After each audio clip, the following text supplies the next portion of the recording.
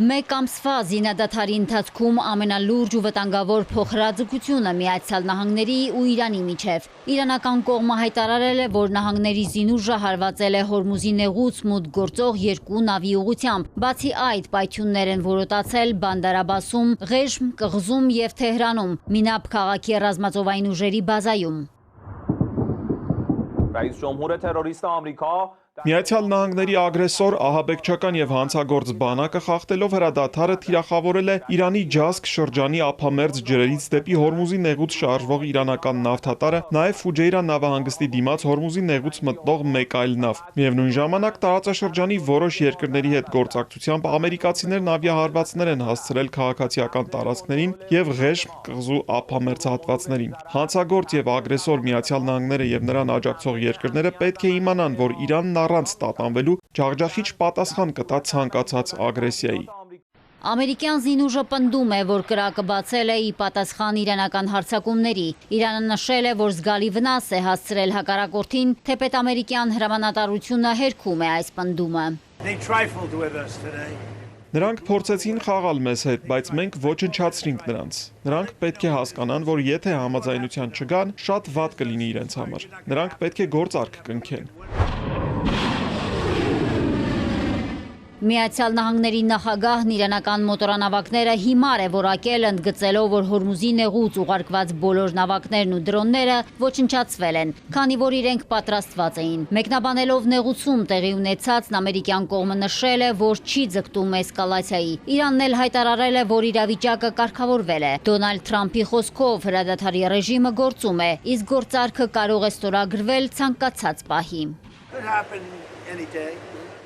Գործարք կարող ենք կնքել ցանկացած օր։ Հավատում եմ, որ նրանք ավելի շատ են ուզում համաձայնության գալ, քան ես։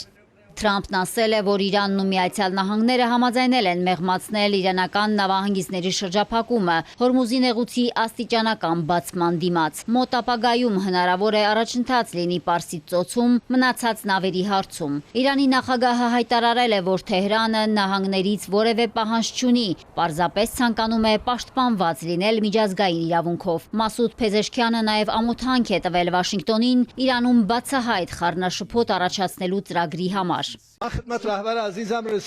Նրանց թվում էր, թե մեր ժողովուրդը դուրս կգա փողոց ու կտապալի Իրանի կառավարությանը։ Նրանք բացահայտ ասում են, որ ուզում են ոչնչացնել մեր երկիրը։ Նրանք նույնիսկ չեն ամաչում դրա մասին բարձրաձայնել։ ԱՄՆ նախագահն ինքն ասում է. մենք ծովահեններ կլինենք, ծովահենների պես լավ փող կաշխատենք, որպեսզի ճնշում գործադրի ու մեր ժողովրդին ստիպի դուրս գալ փողոց։ Իրանը միայն մեկ ընտրություն ունի՝ մնալ ժողովրդի կողքին կամ հանձնվել ու կախել գլուխները թշնամու առջև, ասել է Իրանի նախագահն ու հավելել՝ ընտրում է առաջին արժանապատիվ տարբերակը։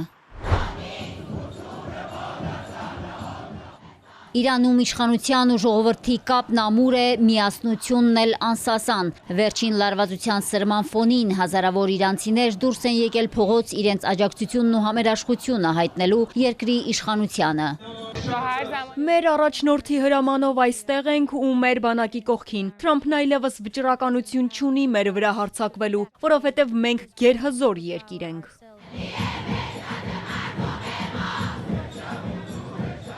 Նրանք հիմար են, խելամիտ չեն, քանի որ ցանկանում են նորից հարձակվել։ Գիտեն, որ չպետք է անեն դա։ Հրադադարը պետք է հաստատվի, երբ ամեն ինչ որոշված լինի։ Իրավիճակն էլ հստակ։ Ոչ մի դեպքում նրանք չպետք է հարձակվեն, եթե դա կրկնվի, մենք կանգնած ենք ամուր եւ գնալու ենք մինչեւ վերջ։